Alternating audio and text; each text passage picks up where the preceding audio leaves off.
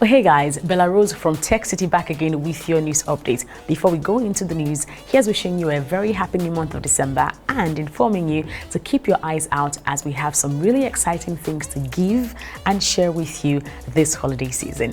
In the news today, the NSAS Judicial Panel of Inquiry in Lagos just may be restricting smartphones and pressmen and women at its proceedings. Also, Amazon workers have demonstrated a strike action, and musician Mr. Eazi and actor and fashion entrepreneur Temi Otedola have a brand new something that they have begun working on. Details after this.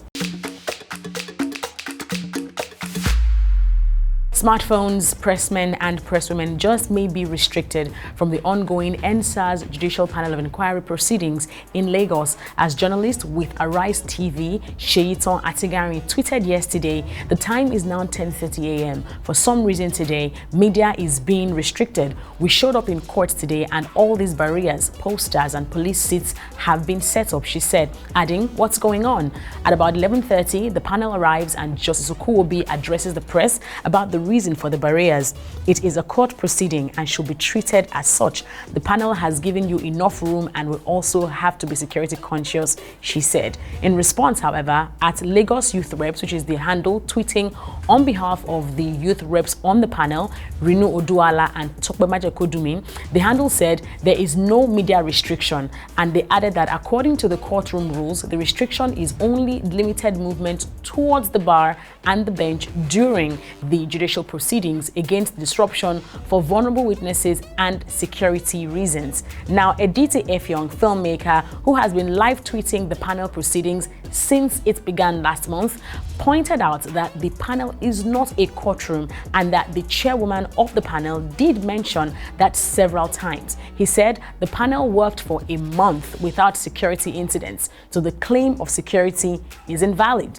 The press offered compromises, he added, but were not given a chance to table them.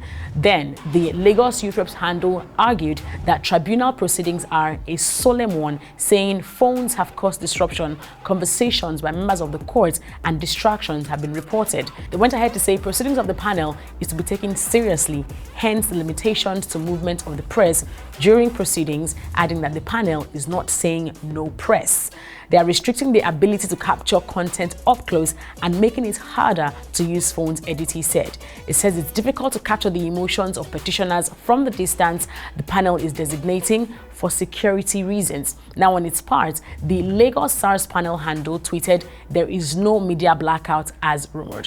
While Nigerians are curious about what this means, fingers are crossed and breaths are bated on what the next moves are. Elsewhere, late last month, workers at Amazon's fulfillment center in Poznan in Poland reportedly went on strike, and the reason given was that they had been forced to work long hours in precarious conditions at the front line of the pandemic. Now, they added that they did not have any increase in pay.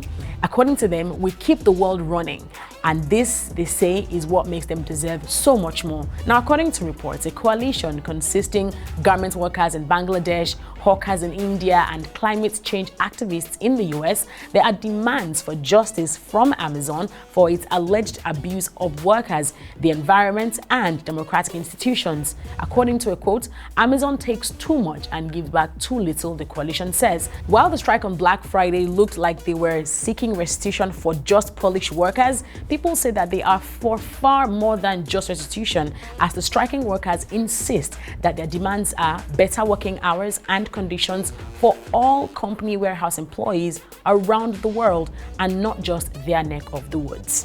And before we go, Mr. Eazi and Temi Otedola now have a podcast.